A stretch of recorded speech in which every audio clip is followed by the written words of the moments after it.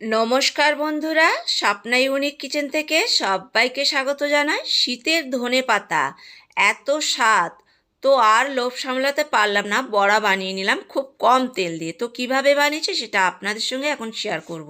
ধনেপাতাগুলো ধুয়ে নুন মেখে 10 মিনিট রেখে দিয়েছিলাম। একটা সেদ্ধ আলু গ্রেটার দিয়ে এইভাবে গ্রেট করে নিতে হবে। তো ব্যাস আমার গ্রেট করা হয়ে গেছে আলু। এরপরে পেঁয়াজ কুচি দিয়ে দিলাম লঙ্কা কুচি, দিয়ে দেবো জিরে গুঁড়ো, দিয়ে দেবো চিলি ফ্লেক্স, দিয়ে দেবো গোলমরিচের গুঁড়ো, দিয়ে দেবো স্বাদ মতন নুন, দিয়ে দেবো হলুদ।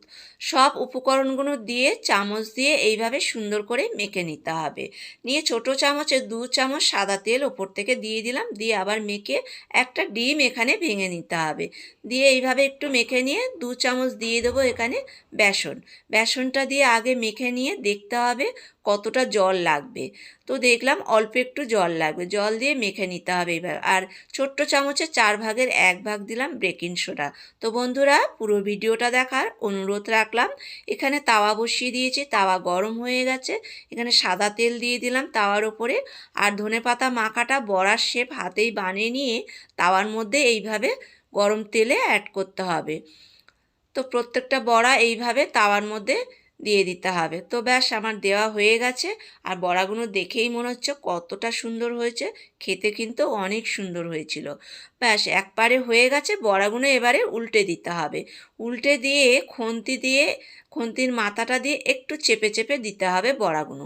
তাহলে কি হবে, ভেতর থেকে বেশ সেদ্ধ হয়ে যাবে ধনেপাতা পেঁয়াজগুলো, আর বেশ কড়া হবে, খেতে ভালো লাগবে। এরপরে উল্টে দিয়ে ওপর থেকে দিয়ে দিলাম একটু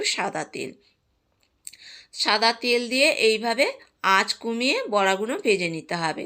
তো অনেকের শরীরে অনেক রকম প্রবলেম থাকে, যারা তেল খুব কম মানে কম খেতে হবে।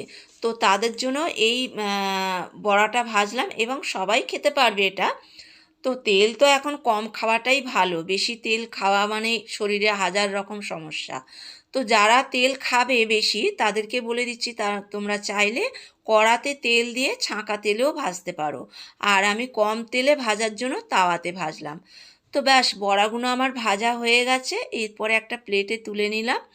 তো যারা যারা ধনেপাতার খেতে পছন্দ করো, একবার আমার মতন হলেও এইভাবে ধনেপাতার বড়া তাওয়াতে বানিয়ে খেয়ে দেখুন, ভীষণ ভালো লাগবে। আর গরম ভাতে বা হালকা খিদে সন্ধ্যের সময় টমেটো সস দিয়ে এই বড়াটা খেতে কিন্তু বেশ ভালো লাগবে। তো বন্ধুরা, ভিডিওটা ভালো লাগলে লাইক কমেন্ট শেয়ার করার অনুরোধ রাখলাম। টাটা।